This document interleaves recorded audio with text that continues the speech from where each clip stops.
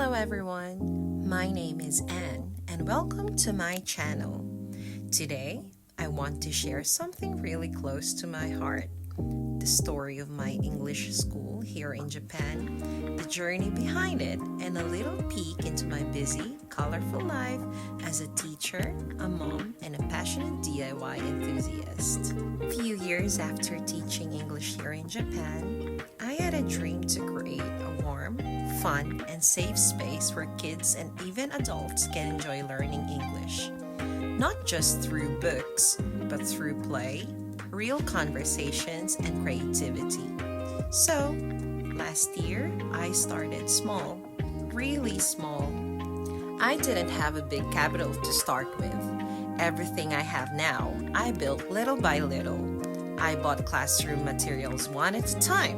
A small whiteboard here, a set of chairs there, a bookshelf when I could afford it. Over the past year, I slowly pieced together my school with love and patience. It's not perfect, but it's mine. And every little item in the classroom tells a story of hope and hustle. From the beginning, I wanted the school to feel more like home than a strict classroom. And a lot of that cozy feeling came from my love of DIY.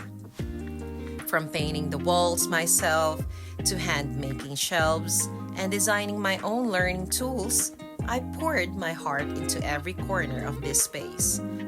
There were times I felt so tired and overwhelmed, but I just kept going. Because this wasn't just a school, it was a dream coming true. At the same time, I've been working hard as an English teacher in other schools too. Right now, I teach at a university and also at a kindergarten. At the university, I help young adults build confidence in real-world English for travel, interviews, and careers. At the kindergarten, it's all about songs, movements, stories, and smiles. It's pure energy.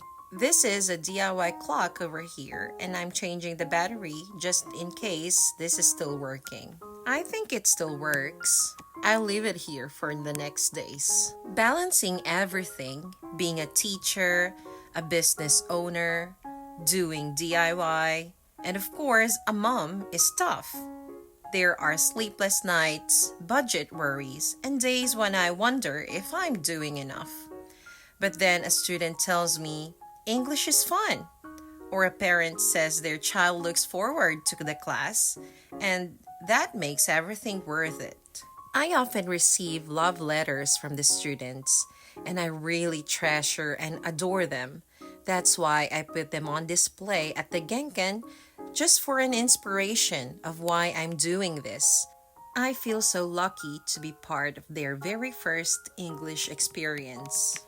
My dream is to keep growing this school, slowly but steadily. I want to welcome more students, collaborate with local schools, and maybe even open more classes in the future. And I want to keep sharing this journey, the good, the messy, and everything in between with you. Just recently, I started doing DIY for the shoe cabinet at the Genkan. This is a very easy project because this is just a sticker paper and it's so easy to install.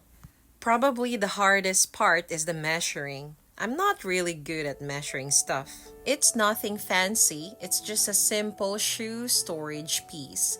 And I'm decorating it and turning it into something cute and maybe useful for the classroom. Projects like this make me feel creative and grounded. I love giving new life to simple things. It's not about spending a lot of money. It's about making the most of what you have and adding your personal touch. That's also the heart of my school. It may be small, but it's full of care, love, and handmade warmth. I live in a quiet town in Shizuoka.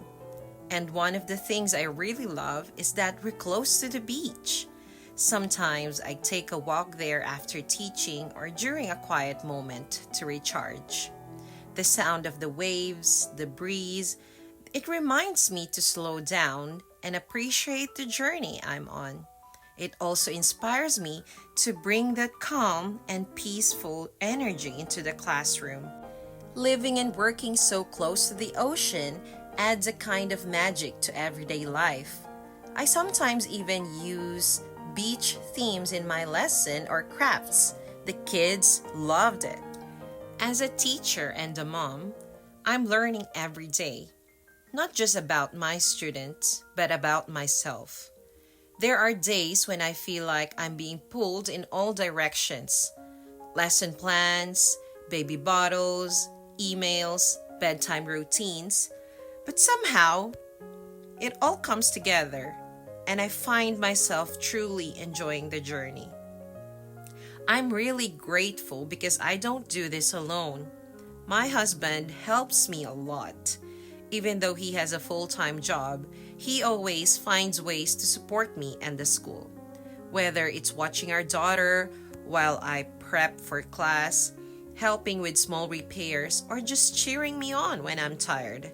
I couldn't do all of this without him. This little school isn't just mine. It's something we built together as a family. Every class, every decoration, every little win is shared with the people I love. And that's what keeps me going. Not just the dream of teaching, but the joy of growing as a family side by side. Living in a small town near the beach, I've come to appreciate the slow, simple joys of life. There's a quiet kind of strength that comes from doing things at your own pace, whether it's parenting, creating, or teaching. I used to compare myself to other schools or think I had to be bigger, faster, better. But now, I've learned to trust the pace of my own path. If you are a foreigner living in Japan and sometimes feel lost or unsure about where you're headed, I see you. I've been there. It's not always easy living in another country. You miss home, you start over, and sometimes you feel like you're building everything from zero. But you don't have to stay stuck. Even if you start small, with one idea, one class, one shelf from Daiso, you can build a life that feels good and full. Your dreams are allowed here too. Your voice matters here too. And you don't have to wait for perfect timing, perfect language, or perfect conditions to start. You just have to begin. I'm still learning, still building, still growing, but I'm proud of how far I've come. And I hope my journey reminds you that you can build something beautiful here in Japan. You belong here and you have so much to offer.